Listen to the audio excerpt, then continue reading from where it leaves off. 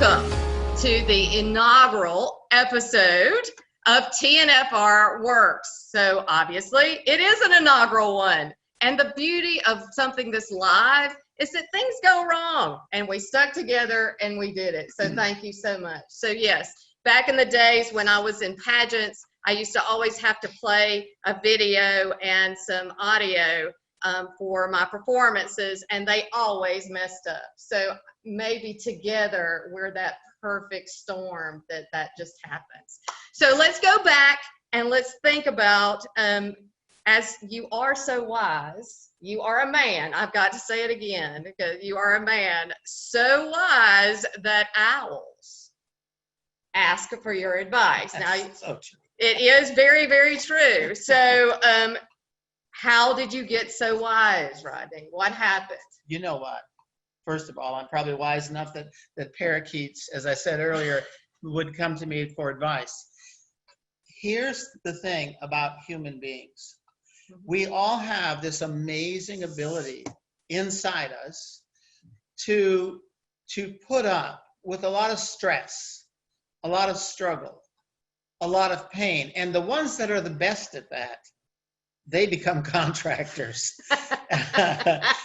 Because you go from struggle, frustration, and pain to almost being driven insane. And it is creepy and it is tough. Now there's good times and then there's tough times. But really, one of the things that I think is very important for contractors to understand is that when you come up with and determine what your price is, what you should be selling your services for, it's a little tricky because you only have so many customers. We're in a very powerful economy. It's a robot. Even though we went through the COVID thing, most contractors are still busy, and we've had several years now of a very strong economy. So you should have been ending the years with a lot of money in your bank. And all those years I was in business, I had some good years and some bad years, but very seldom was there a lot of money at the end of the year, because we would make money and then we would go through some sort of struggle or pain or something. So I know where a lot of the contractors are, and a lot of the knowledge, wisdom, talent, skill, and experience that our contractor friends that are with us tonight has been developed through a lot of struggles and through a lot of pain. So what are we going to talk about, Beth? What are we here for tonight? So let's think about your favorite, your number one menu pricing success story. Well, you know, the thing about menu pricing, it's funny because I could tell probably 100 stories of using menu pricing in front of a heating and air customer, a plumbing customer. I haven't done too much in front of electrical customers, even though that's my background is electrical. But I didn't really develop this or get these ideas while I was still an electrical contractor. So there's lots of stories, but I think one of the best ones is really kind of funny, because it was when I went into a McDonald's and just sat there and watched people. And I thought, there's that hamburger that when I was a kid was probably 15 cents, no more than 15 cents, maybe even less than that, but a 15-cent hamburger after we spent a day at the lake. Oh, it was so dreamy, because we could stop at a corner, one of those diners, cafes, whatever you call them, where you just walk up to the window and order. And my older brothers were usually there, and because they would pay, I never had any money. But a hamburger tasted so good. And all it was just a typical size hamburger, nothing fancy, with a pickle on it, a little bit of ketchup and mustard, and then a bun that they had put on the hot grill, okay, while it was cooking. That's it. And believe me, it was just dreamy, and it was a hamburger. Well, it was probably really dreamy because you were really tired from being in the sun and swimming, but I'll give it credit. And I was hungry. And you were very hungry. And it smelled good. Now, see, these things are all important. But the important thing is that they also then, later on, they came out with their upgrade, which was just a cheeseburger. And it was just a slice of cheese, a new name, cheeseburger. Yeah, you all know this. You see these menus. But I just remember being so enthralled why we would pay so much more money. And when I was young, the big dog was what was called the California burger, which was pickles, lettuce. I think just the lettuce is about the only addition, and maybe some mayonnaise. The point of that story is that when I started watching how people buy, it really changed me. And I began to realize that I had been trying to sell to people, and based on trying to convince them how smart I was, how talented, and how much experience I had. I mean, it's like, do you know who's in front of you? I've got years and years of experience, and you're so lucky you called me because I can fix this, you know. So trying to sell virtually never worked. Then when I saw how easy somebody would pay 5 times as much for a hamburger just because it's got a couple of patties, some cheese, and the miracle is bacon. Mm-hmm. If we could wrap bacon around capacitors and water heaters, how would you like to buy a bacon water heater? Everybody buy it. We're worth about 10 grand. Because we love bacon. Okay. Bacon chases everything. But yeah, well, you're right. So the goal is, I mean, I say, and I share with everyone that our mission at the New Flat Rate is to get contractors paid what they're worth. But getting them paid what they're worth isn't about us telling them what you're worth. It's about letting them make the selection and you doing the quality work and providing the solution, right? Right, exactly. One day that we realized, and again, I don't want to be redundant, one day we realized technicians don't want to sell, and plus it's hard to sell, and so we wanted to make it easy. So one of my favorite little pictures is from Brian Scroggins. The first day when he started using menu pricing, he sent us this picture. He said, I just did $12,000 on 2 service calls with the New Flat Rate. What did you do today? $12,000 on 2 service calls. The point is, when you go from struggling to simply letting the customer buy. So talking about menus, when I would have an engineer for a customer, somebody who was working in one of our carpet mills in Dalton, who was usually like an electrical engineer or a construction engineer, well, or something. Anyway, when I came to their house, they let me know.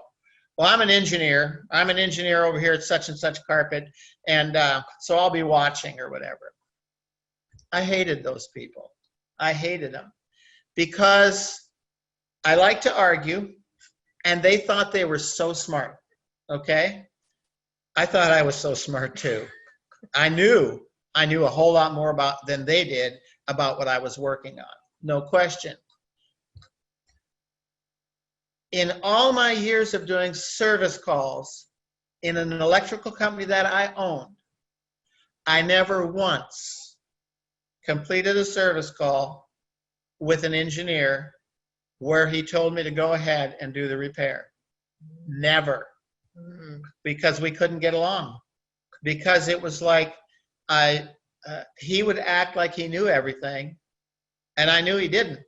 So how successful is everybody out there at trying to prove the customer wrong? There you go. And if you had been using in those situations, if you had been using menu-based pricing. Well, when I learned about an option-based menu pricing, and then used it many, many times with engineers, never ever did they not ask me to do the job, and they almost always took one of the higher options. There you go. So that means I had been the problem, I had been in the way, and I had been trying to, with my vast communication skills, trying, I guess, to impress the customer or use some sort of a communication tactic. So guys, if you have any questions or that you would like to ask us, please feel free to use the chat. We'll try to get those answered as best we can.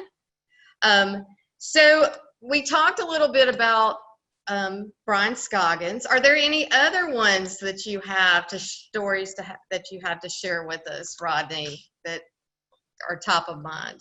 Well, one of the things that means a lot to me, and this might speak out to some of you here, one of the things that means a lot to me is to take somebody that's struggling and put the one thing in their business that it needs. And the one thing, and that's just cash. It's just profit.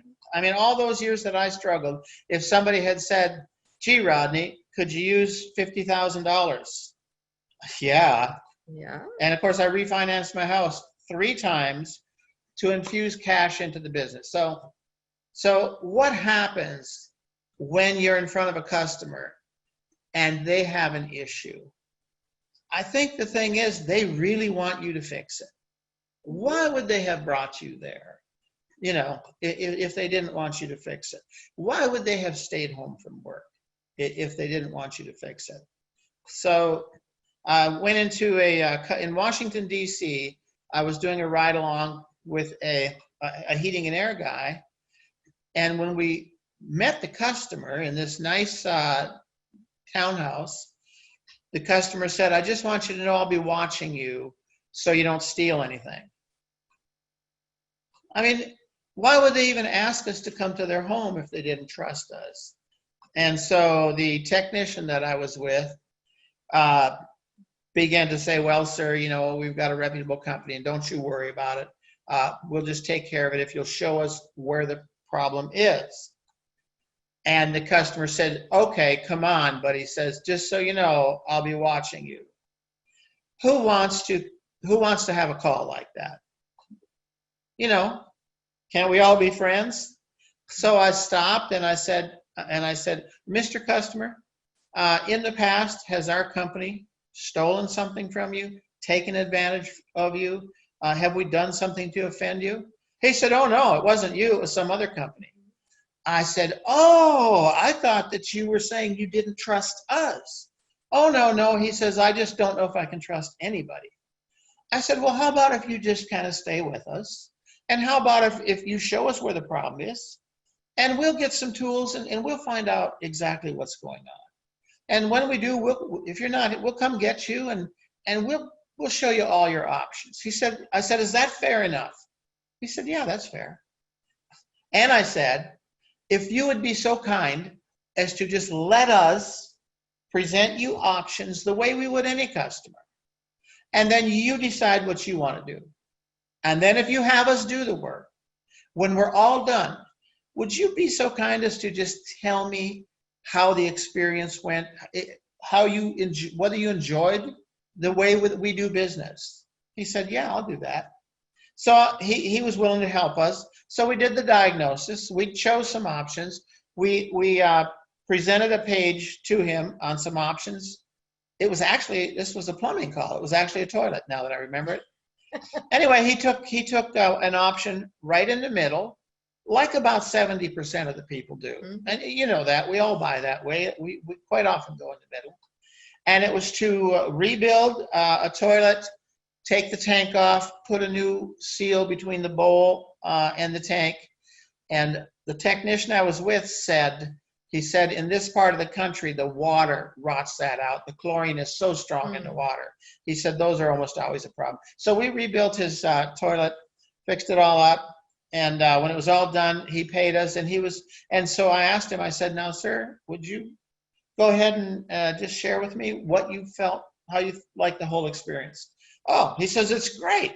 I just love that you gave me options. He said, I'm just so happy with the work that you did. Well, that to me, which happens over and over again, is just the most wonderful thing. Because I'm that guy that was out there that couldn't sell anything to an engineer.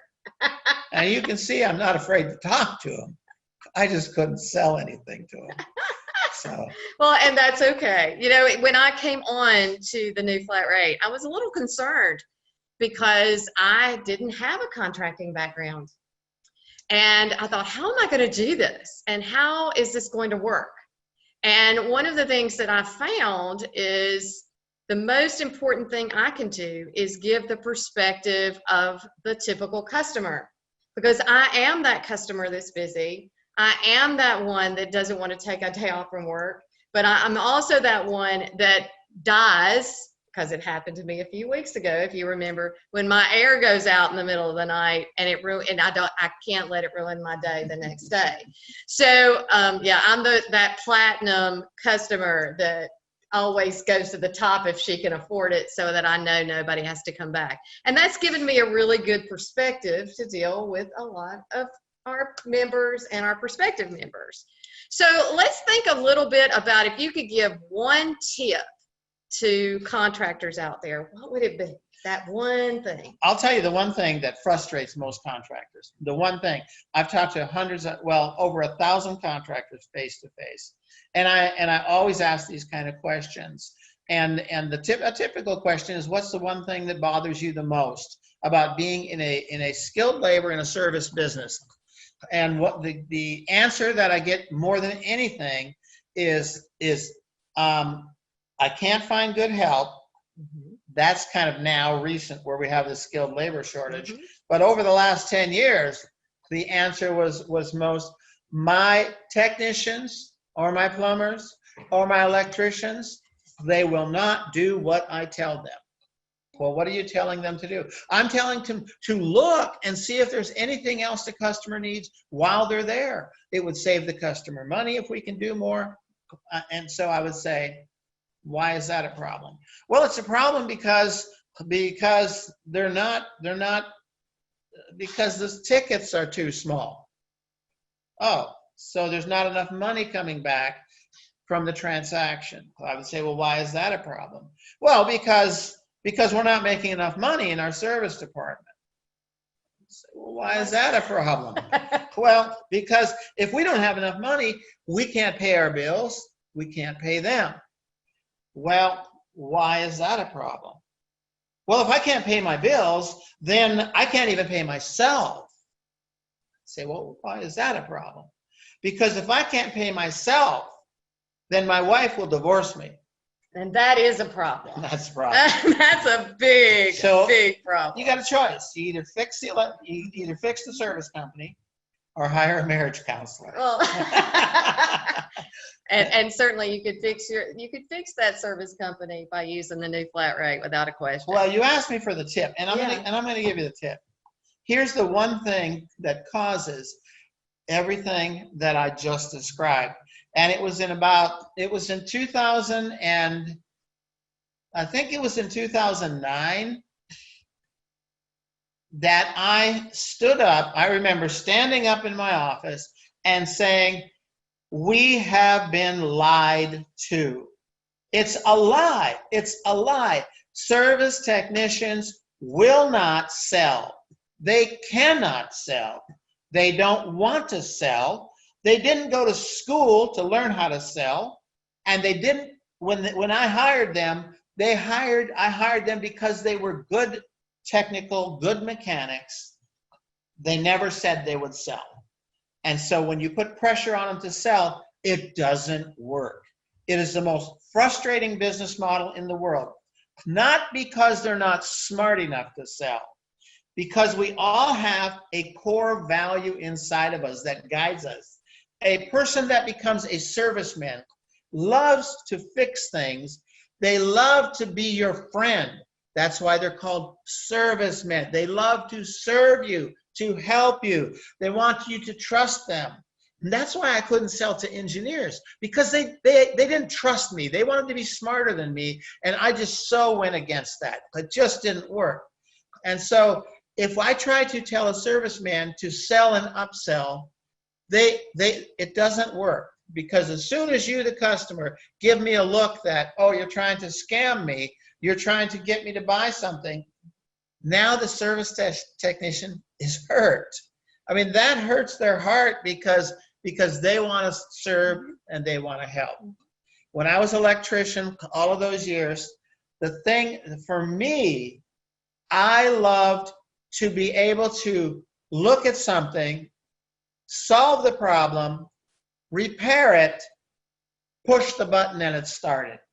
That, to me, that was where I got my rush. When I walked up and pushed the button and all those motors started. I mean, I just loved it. I just loved it.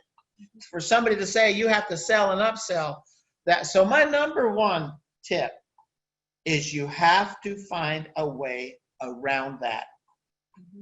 When I started working here in Dalton, Georgia, there was a local service company that was probably the best known company. This was in the late 80s. And here's what they would do. Because there was only a few companies, now they did heating, electric, plumbing, and air conditioning. When it got hot in the summer, their phones would ring, ring, ring. So here's what they do. The dispatcher would print up all, or probably handwrite work orders, and just hand them to the job foreman. That's what he was called, because they also did all kinds of commercial work and things. So the foreman led the service crews. They had 4 or 5 service technicians. He would take those scribbled notes, go see Jody Hansen at 2022 Presley Drive or whatever. He would get in the truck and go. When he got to the first place, he would talk to the customer, let me check it out. He would diagnose it, and then he would just call back to the office, typically on the customer's phone, or he might have had a bag phone then. He would call back to or radio. That's what we did. Radio. He would radio back, and he would say, okay, the first one on Presley Drive, they need a 1,000 RPM condenser motor. They need such and such a motor. And so the dispatcher would give the information to the first technician. He would get the motor. He'd go. While he's gone, the foreman is on the next job. And the foreman went from job to job to job to job and sold every job, and then called back. And that way, when the technician went, they simply went to fix and to repair. They didn't collect money. They didn't do anything. That's what they did. And then the office just sent out a bill, and people would pay within 30 days. Their prices were reasonable, of course. This was back in the day when prices were reasonable, and it was very effective. Okay? So, if your problem is technicians don't want to sell and upsell, believe it or not, that is a way that you can solve it. The owner of the company, the service manager, the person who is all that, who knows all that, can actually go out there with them or go to the job first, see what they need, call back. You say, that doesn't work here because we're too, okay. It doesn't work for you. But here's what it does. It allows the technician to be the technician. And it allows somebody else to communicate and to sell with the customer, so the customer's never mad at the service technician. I can give you 10 ways to do it, but that's one. But the real tip there is let the technicians be technicians. Right. One way or another, you have to take the job of selling away from the technician. Now, mentally and communication-wise. Now, doesn't mean that they can't handle something, but you have to take that responsibility away from them so that they can be that. You know, IBM is a good example. What does IBM do? The salesman comes in, sells the hardware, and then the installers go in and install it. All right. So I think we've got. Well, can we read them? We got questions? We've got some. We have a few questions. Excellent. I'm thrilled. One is from Williams, and it says, we do a lot of home warranty work. How do you tie TNFR to those customers who have the wrong idea? Okay, so you can find it here. Let Beth read it. But the question is, we do a lot of home warranty work. So how do you tie the new flat rate to that? And by the way, the new flat rate is the only done-for-you menu pricing system. But some of you maybe write your own options, or you have some type of options. And the point is to remove the selling methodology. You got to move it over someplace else. So home warranties. Wow, what an opportunity. Absolutely. I talked to a contractor today. He said, Rodney, he said, we got our company straightened out. And he said, first of all, we did not have enough calls. So he said, I hooked up with a home warranty company. One of the biggest ones, if I called the name, you all would know. He said, now, here's what we would do. Now, we train how to do this. Very, very simple. This is so easy. But let me tell you how I learned this. I was years ago when Home Depot and Lowe's, Menards, when they first started, one of the great things about them was they were so easy on returns. Mhm. So if I bought a Makita drill, back then Makitas were all the thing, and if I had it for 3 months and it quit working, I could simply take it back to the box store, go in there and say this doesn't work. What would they do? They would give me a new one. They would give me an identical one. Typically, they would have the same one. And everybody's happy, okay? A few years later, then what would they do? I would go into the store, and then they would say, they would hold it there, and they would say, okay, go pick out what you want, and then we'll make the exchange. And what would I normally do? I would either get the same one, but most of the time, I would probably get a little better one or spend a little more money, okay? If I spent more money, they made a little more money. If all I did is take the same one, they broke even. I didn't lose any money because Makita had to pay the shipping both ways and restock that. But if I bought a Coca-Cola on the way out, they made profit, see? But what did it do? It got me back in the store. Now, here's when they really put their big thinkers, here's what they did. Now you go in the store, and what do they do? I give them the item, whether it's a drill or I recently returned a full-size table saw back to Lowe's or Home Depot, one of them. What do? You just leave it right there at the return desk, and what do they give you? They give you either they return the money to your credit card, or they give you a merchant card. Where are you? You're standing inside the store, and they just enriched you. When I studied how they did that and how it made me feel, we created a way to be successful with home warranties. In the mid-90s, I was an HVAC contractor trying to run home warranty calls. All of you people out there know we all hated them. We hated them. I don't have to tell you why. Some of you still hate them. However, here's what they do today. They hand you the business when you need it. If you need leads, you can get them from them. Now, let me speed this up. Here's what we do. We go into the house. We know that the home warranty company is going to give us up to $200 on a simple repair, like an electrical problem, a capacitor, a small part or something like that, a toilet flapper or something. We know about what we can get for them. How do I use the Home Depot methodology? Mr. Customer, I'm a little concerned. I've found a fault here in the water delivery system, in the upper part of your toilet or whatever, or in the electrical system in your water heater. But I've got good news. I see that you have a home warranty. I'm so glad you do, because that's going to help us get this taken care of today. Now, right there, that is the big fish. That's the silver tuna. That's what changes the game. When you can be happy that they have a home warranty, instead of telling them how terrible home warranties are, all of a sudden we're all on the same team. Believe it or not, the home warranty company wants to be on your team too, but we just haven't found a way. So here's what we do. I see you have a home warranty, okay? We know that they're going to allow a credit. We call it a credit. We know they're going to allow a credit of $200 for this call. So I've got some options for you to take care of this for you today, but I want you to know that you can use that $200 credit no matter what the option is. So I show them a menu, and the bottom option to repair that small part or something might be $295. It might be $200. It might be $400. But my top option will probably be $900 to $1,300. But here's what happens. I show it to them and I say, Mr. Customer, just so you know, this is our top option. And I explain the top option.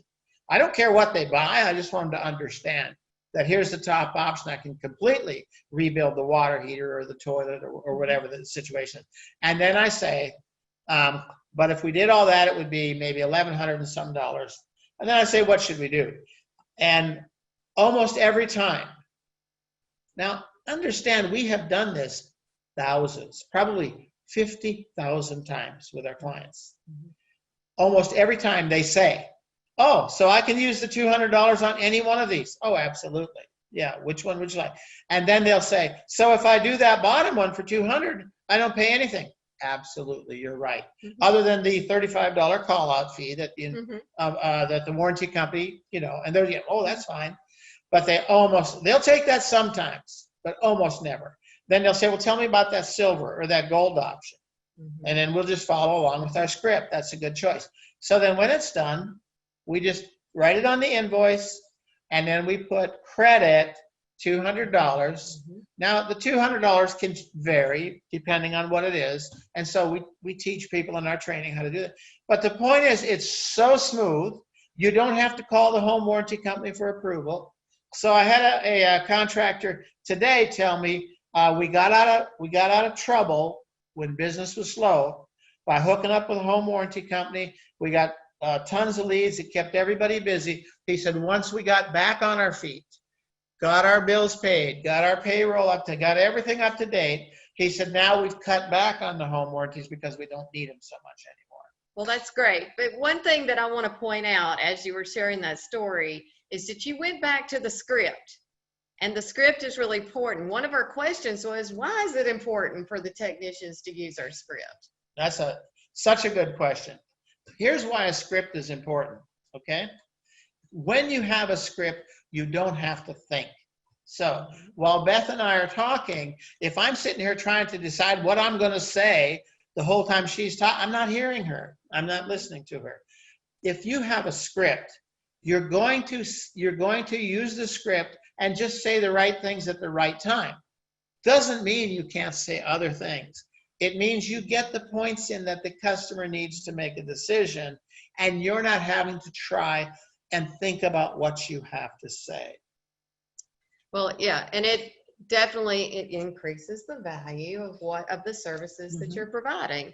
So we had a question that says, do you have warranty parts in your price book? That's an interesting question. Well, it's an interesting question, but here's the thing to understand. The new flat rate is a menu pricing system. It is not a parts book. Every flat rate program that's ever been devised for our industry is a parts book. There's the part. They put some labor and overhead and profit on it, and now that $5 flapper is $295. Okay, there's the part. This is a little difficult to grasp sometimes. I never mention a part. We didn't change the names of parts. We're not calling a flapper something else. We're not calling a 4,500 watt electric element something else. We're just not talking about it. We're talking about doing a renovation of the electrical system on a water heater. Okay. What does that include? It includes whatever I need. If it's a full restoration, they're going to get the high limit, the 2 thermostats, the 2 elements. Probably going to get a new a boiler drain, a new TNP valve, maybe even a hot and cold quarter turn ball valves. We're going to just do a great job. Do I have to talk about the parts? I could. Here's the strange thing.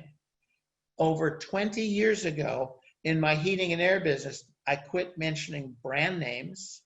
We were a Bryant dealer then. I never mentioned Bryant. If the customer asked what brand we put in, we would discuss it then. 90% of the time, they didn't ask. Over 70% of our customers never knew what brand we were putting in until they saw it, and they didn't care. If you don't mention brand, believe it or not, you'd be amazed. SEER rating was such a big thing. When I got into the air conditioning business was in 1995. They were going from 10 SEER to 12 SEER. And everybody was SEER. And I had the same thing. About 5-6 years later, I quit mentioning SEER. Never mentioned it again. To this day, if I went on an air conditioning call or if I sold new piece of air, I would never mention SEER. If the customer asks, happy to talk about it. Not hiding anything. It's just I don't talk about it. Same reason when I go to look at a new pickup truck or an SUV or something like that, do they mention how much air pressure is in the tires? No. Why? Why should they? But if I ask, they'll be happy to tell me. Okay? Do they mention that they might tell me it's a 10-speed transmission. The Ford automatic has a 10-speed. They might tell me that. Chances are they won't mention it unless I ask. See? Honesty is you're willing to tell anybody anything they know. But understanding habitual buying patterns and how people buy, typically they just want it fixed. They want it done right, and they want it done the best that they can afford. Exactly. They want an air conditioner that will work in their home and keep it cool. That's all I want. But to answer the question, who said, what about warranty parts? We train how to do warranty repairs. Don't worry, all of that's covered. As far as the price of the part, well, you get that from your price sheet, or you find out, is the manufacturer going to give me the part, or is it out of warranty? We have to pay it, or whatever. We have all of that covered. Go ahead. So let's think a little bit about, we talked about warranties, we talked about parts. What about what if somebody doesn't know really what their billable hour is? I mean, or what they should be charging? How can we help with that? Well, first of all, we help people set up their billable hours or the price that you should be charging for your service and repair. We do that every single day here. But when you determine what your price should be, it's based on how many calls you get, okay? I had a meeting with the vice president of our local hospital years ago because I had a newborn daughter who was having breathing problems, and every time we take her to the hospital, it was $5,000. We didn't have insurance. That hurts. Doesn't bother me. So I made an appointment to see the vice president of the hospital because I said I have to talk to somebody who has authority to adjust the price. It took me a month to get a meeting with him. But when I went item by item on the bill and asked him, how can an oxygen tent be $400 a day? How can that? We talked about it, but finally he said, hold it, Rodney. He said, here's what you need to know. He said, our budget is like $400 million a year. He said, that has to be paid by the patients at the hospital. He said, it has to be paid. So he said, when you see an aspirin on there for $35, he says, if we have enough patients, you'll see those prices come down. He said, but that might be $50 if we don't have enough patients. He said, the money, the budget, the payroll, by the way, this was a nonprofit hospital. Guess what that means? Point is, you're the same way. As a contractor, you only have one source of income unless you refinance your house.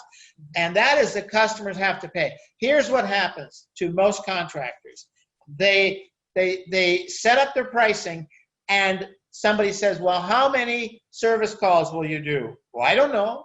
How many did you do last year? Oh, I did 2,900. So now you take your direct costs, your labor, materials, and then you add your overhead, your expenses, equipment, and then you look at what should our profit and taxes be, and you divide that by the number of customers, and you take out the material and you say, oh my gosh, we're going to have to, I remember there was a time when I first started doing this where I knew that when I came to work and opened the door, I knew I had to have $186 an hour just to pay the overhead. Now, today, that would be pocket change for most of you. Back then, by the second hour, I knew that I was in it for about $390, and somebody better be selling something. It put a lot of stress on me. Yeah. All I'm going to say about the billable hour, we'll help you set it up. But if the calls aren't coming in, then you're going to be in trouble. You're going to be, it's going to be Christmas and there's no money. Okay. I lived that for years and I didn't realize, oh my gosh, my call volume is down, my sales are down, my equipment sales are down, whatever, and I've got no money. So what we teach is how to get the paid what you're worth, how to get the most per transaction. Your average ticket should be up there and strong like a piston on an engine, but the other piston is marketing. If you've got it priced right and the customer is buying over 95% of the time, and your average tickets are up, and the money is coming in, then we teach you how to do the marketing. It's a 2-piston engine like a Harley Davidson. If you're getting paid what you're worth, and the menu pricing does that, and you know how to do the marketing, it's a new day. You've got a smooth running engine that will power your business for growth. So we teach you how to get out of debt. If you're a small guy, or if it's been tough, we teach you how to get $20,000 in the bank and $20,000 in your checking account with all the bills paid. Mm-hmm. Then we go to 40-40, 50-50, and when you're really flying, you get $100,000 in the bank and you got $100,000 liquid every single day. Now, if you're a 1 or 2 truck guy, that gets you in a position you're ready to build the business the way you want it, and that's what we do. Well, I mean, that's certainly one of the benefits of being a member at the New Flat Rate. We have our monthly member webinars, and those are some examples of things that are provided through those webinars, as well as through our clients portal. We do that, but you know what's even way more than that is the fact that you can pick up the phone and call us anytime. I mean, anytime, and somebody will talk to you. We've got personal coaches that will help you at no additional cost, by the way. We'll walk you through. I'm not here all the time. A lot of times I'm at home building things, or I'm out riding 4-wheelers or doing things like that. Guess what? My phone is with me all the time, and you can call me anytime. People call me all the time. Oh, Rodney, I hate to bother you. I say, hey, you're not bothering me, because if it doesn't work for you, it doesn't work for me. So we're going to provide a link where you can actually click through and schedule a one-on-one meeting with myself and Rodney. We would love to talk with you. I'm going to go back. William has another question about warranty, and I want to make sure that we try to address that. And if we don't get your question answered, William, don't panic. I'm going to reach out to you and we'll answer it one-on-one. It says that the argument they get with warranty customers is that the warranty should cover all the expenses of installing and furnishing the equipment. And frankly, the warranty companies just don't authorize enough, which is how our scripting and how you were talking about how if you present it as the warranty has approved a credit of X amount to help solve the problem. Well, that's like on a home warranty. But hey, listen, I love warranty questions. I really, really do. And feel free to call me. My personal phone line is all over the place. Feel free to call me anytime, talk about that. But here's why I love warranty. We as contractors, we think we're responsible.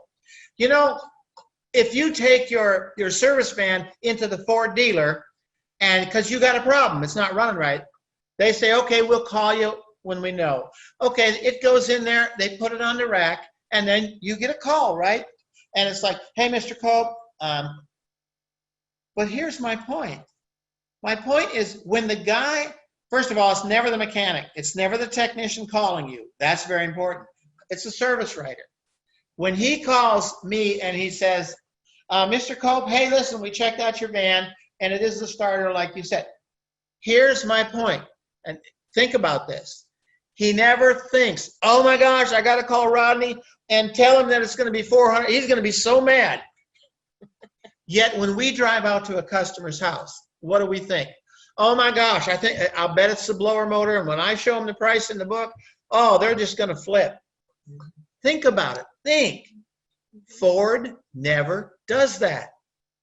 It's not their car. It's not their truck. They're helping me. They're not putting the monkey on me. So they call me and they say, Rodney, we found out it's the starter. It's going to be $450. We can take care of it. What do you want us to do? What do? I go like this. I cringe, because I know I can buy that starter at AutoZone for about $65. Okay, I know I can. So I cringe. Ew, $400. But where's my van? It's on the rack at the Ford dealer. I need it for my service guys waiting. So what do? I say, all right, go ahead. In my mind now, oh, I just solved my problem, and I know it's going to come off the rack. It's going to be done right. So let's talk about a warranty. You have things on warranty. You're driving down the road. Your transmission stops. It's not shifting right. Okay. Your car has, like this happened to me just not long ago, and I looked at the speedometer and I had like 52,000 miles on my GMC. What am I thinking? I sure hope my warranty is in place. Except I've been around the block. I'm thinking, oh crap, I'll bet this isn't under warranty. Now, the dealer that I buy a lot of my cars from, they have a lifetime warranty. Lifetime warranty if you buy the car from them. What do you think that means? It means you get a free cup of coffee when you bring it in. Okay? It means they bought a third-party warranty for a few $100s, and I'm probably have a drivetrain warranty. What's my point? My point is every warranty is a limited warranty, and the customer knows that. But when we sell them a new Carrier, Train, Lennox, or whatever, especially when we're selling off-brand, or we're selling based on we're the best company in the world, we stand behind everything, or this is a Train such and such, and just so you know, it's got a 10-year parts and labor warranty. Well, William, you are so right when you say the customer thinks everything's covered. You know why? Because we told them everything was covered, didn't we? Or our salesman that sold the equipment told them. Or our advertising says, we stand behind everything. Nobody else in the world does that. When you buy a new car, there's the warranty sheet, and it explains it. When I get something, I buy a new iPhone, it comes with a thing that says, here's this what the warranty is. Every warranty is a limited warranty. If I bust this with a hammer, guess what? It's not covered. My point is, they know that it's a limited warranty. Your job is to be happy about what is covered. Oh my gosh, Mr. Customer. Hey, this is great. This has a parts warranty, and that means that the manufacturer is going to go ahead and provide the parts for us. However, if we want to get it tomorrow, we have to pay overnight shipping. So there's a $125 acquisition fee unless you want to wait till next week. Well, then they can say, no, let's go ahead and get it. What did they do? They just agreed to pay you more money. Now, we have a process for OEM warranties, third-party warranties, your company's personal promise, okay? We have a process. But here's what you don't get. If I take my car in because the brakes, the pads are squealing, and I've got maybe I have a 50,000 mile warranty on the brakes. I take them in. First of all, what you already know that's probably prorated, Mr. Customer.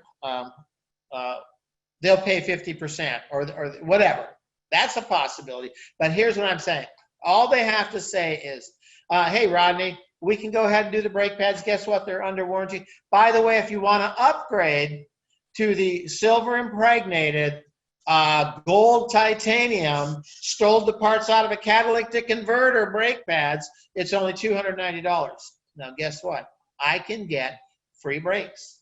Although I'm probably going to pay a labor charge or a diagnostic charge like they agree to pay you. But think about this. Why would I pay an extra $290 if I can get brakes free? If you go to get your nails done and they do them for $35 and she says, hey, you know, oh, what's funny when you go to get your nails done? You have boyfriend? Oh, why you don't have boyfriend? You need better nails. Okay, No, right. Okay. I can get in trouble doing that. But We digress. Here's the point. I would buy the $295 brakes because maybe I'm going to drive to Nevada tomorrow. Maybe I'm going to drive to Florida tomorrow. Maybe Matt went on a call with a plumber, and the customer wanted a top of the line $4,000 water heater. He could have fixed what they had for $150. So when it was all done, he asked them, why did you buy this premium gold plan water heater? And they said, because we are leaving the country for 2 years. and our son will be living here. And we don't want him to call us and say the water heater's broke. Well, that sounds like a perfect reason. You don't know why people buy what they buy. But if you just put the offer on the table, it will blow you away. Why do you buy an $8 bacon burger when a 99-cent hamburger will actually solve the problem that you're hungry? You don't know what people will buy until you give them a chance to buy, and then you find out what do they want. They really, really want the very best. Hope that helps, but William, feel free to call me anytime. Yeah, I'll find you and I'll reach out to you because I think you would benefit from a quick conversation with Rodney and the team here. So I think it's about time to wrap up unless others have some questions they would like to ask. We really appreciate you joining us.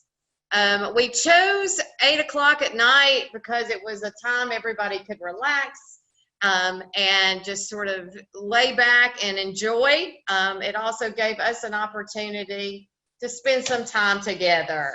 Well, and also we have a lot of friends on the West Coast, Mountain Time, Central Time. And so we just thought as a test, we would try this in the evening. But if you have questions, feel free to call us, ask us questions anytime. And when we get together and have these live shows, we really want to do you some good. So feel free to let us know what you really need to hear. Because I will tell you this, if you're a contractor, if your phone's ringing and you're getting any calls at all, we can change your life. Mm-hmm. Okay, I hired a consultant one time. Every time he called me on a Tuesday, I had money on a Friday. Oh, he saved my life. And we can help you that way too. So. Yeah, absolutely. So thank you very much. I want everyone. Oh, is there some more questions? Oh, we do have some testimonies. Oh, that's fantastic. Let me see if I can get up here to read them. So Smart Plumbing Technologies wrote, the new flat rate is more than a pricing system. It's a complete atmosphere. Wow, thanks. That's But nice. the entire team is there to support you, from how to use their system to pricing a job, all the way to answering questions about business and new ventures. Oh, yeah, we're committed to our members, and we take that mission really seriously. We are here to get you paid what you're worth. And sometimes getting paid is through appreciation. It doesn't have to be money, Rodney. It doesn't have to be money. We appreciate you, Beth. Well, I'm glad you do. I appreciate you too. So, Lavergne Plumbing, my drain tech, is now averaging $57,000 a month with the new flat rate process. That's fantastic. We love to hear that. As you know, it always puts some steam behind the statement. You start using the new flat rate on Tuesday and you got money in the bank on Friday. Well, I will say that had I been able to get paid and make the kind of money that our clients make, had I been able to do that as a contractor, you wouldn't even know me, because I never would have discovered the new flat rate. I would have been so happy as a contractor if I just was making enough money for the effort that I was putting into it. I mean, I would have just been so happy. Yeah, and Del Rio Comfort Tech used the new flat rate as instructed on 4 drain calls in one day and closed $19,000 in one day. That was back in January. And by the way, we hear this every day. There's 20 to 30,000 calls run every week using the new flat rate, and we are inundated with testimonies, because it's not just a magic call here or there. It's, what are you doing? Are you doing 15 calls a week? Well, I guarantee you 14 of them are going to amaze you. It will totally change your life. Absolutely. So one last tidbit of information about warranties, and we'll close things up tonight.